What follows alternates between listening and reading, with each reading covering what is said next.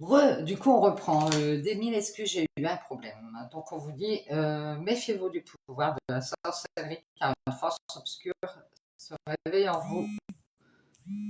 Oh, zut alors.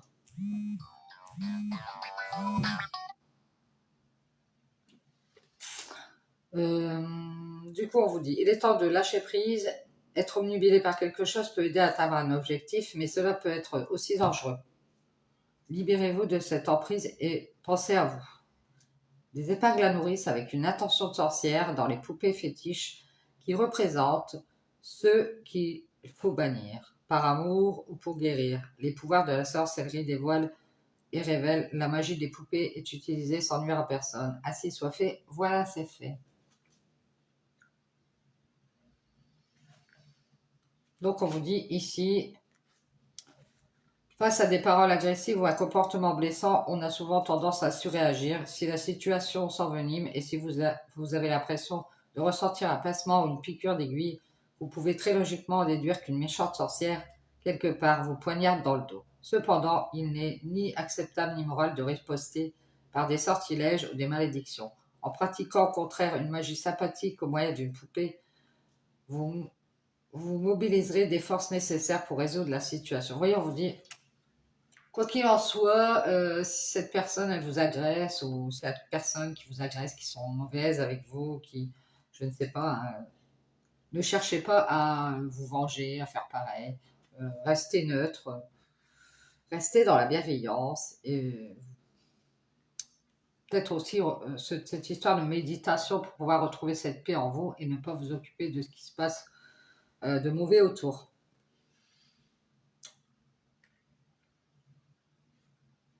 Guérison, protection, la paix et l'amour, il est temps de donner un nouveau souffle à votre magie et à votre travail de guérison.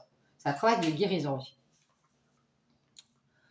Bien, bien, bien, bien, bien. On célèbre la guérison. On célèbre le fait de plutôt rester dans le positif, dans la gentillesse, dans l'amour. Et c'est comme une sorte d'engagement ici.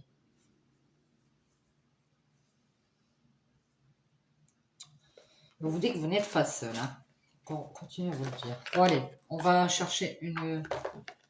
On va prendre un conseil des maîtres ascensionnés.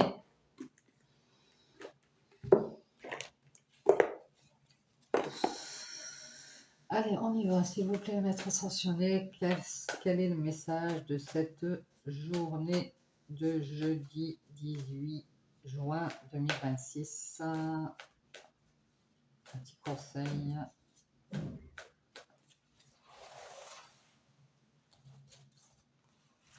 Allez, je prends celui-ci. Et on a Christo Epona. Là, une licorne ici. On parle des cristaux, des pierres. Et les cristaux, c'est la page 22.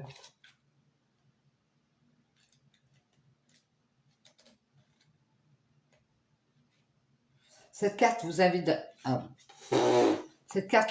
à travailler avec les cristaux. Epona, reine des fées, parle des fées, connaît l'importance de se rapprocher de l'esprit de la nature. Vous pouvez trouver ou acheter des cristaux dans les librairies ésotériques, des expositions de pierres précieuses et semi-précieuses et dans certains spas. Vous avez aussi des pierres, je ne sais pas si vous connaissez, après c'est dans le nord, c'est Furet du Nord. Pour trouver un cristal qui vous convient, tenez-le dans la main et sentez ses vibrations. Outre qu'ils aiguisent l'intuition, les cristaux recèlent un pouvoir de guérison et de protection.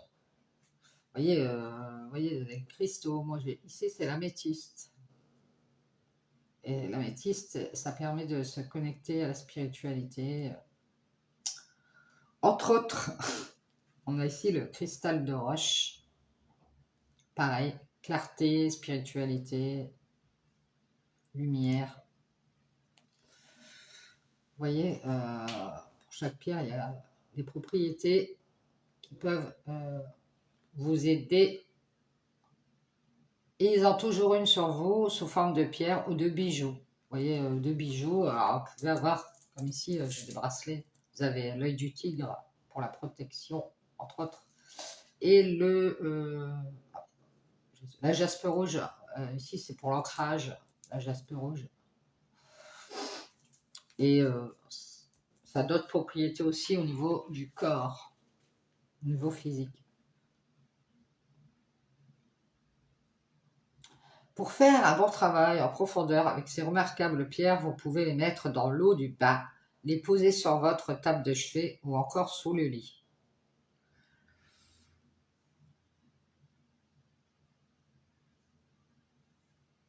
Le travail avec les cristaux fait partie de votre mission de vie. Vous devez entretenir un lien privilégié avec le royaume des élémentales, constitué entre autres des fées et des cristaux. On parle beaucoup des fées, des cristaux ici. Epona étant la protectrice des chevaux, cette carte pourrait concerner un cheval ou des chevaux en particulier.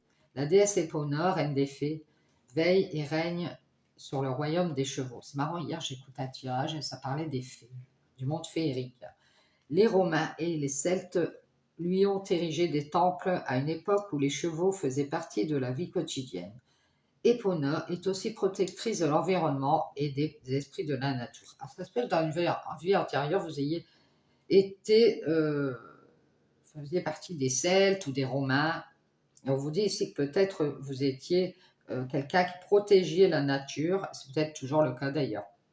Vous pouvez lui demander son aide pour tout ce qui touche aux chevaux.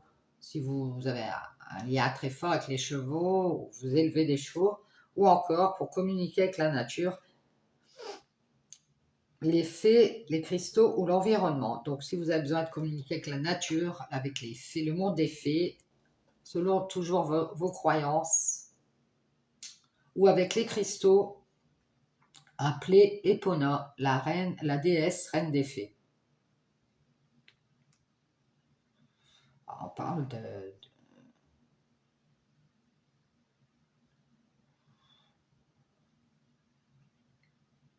Alors, c'est-à-dire que les Celtes et les Romains avaient fait un temple à une époque où les chevaux faisaient partie de la vie quotidienne. Alors, ça peut être le siècle dernier, hein.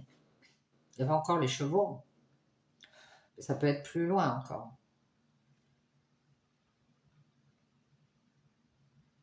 Protectrice de l'environnement et des esprits de la nature. Donc, on parle de protéger l'environnement et la nature ici. Bien, bien, bien. Alors, aidez-vous des cristaux. Aidez-vous des cristaux, ce qu'on peut vous dire dans votre travail sur vous. Si vous travaillez, ça peut être dans le spirituel, si vous avez besoin, on vous dit de vous aider des cristaux. Bien, je vous dis bonne journée, ciao, ciao. Désolée, encore mille excuses pour la petite coupure. Je ne sais pas ce qui s'est passé. Du coup, je vous ai mis la fin. Bonne journée.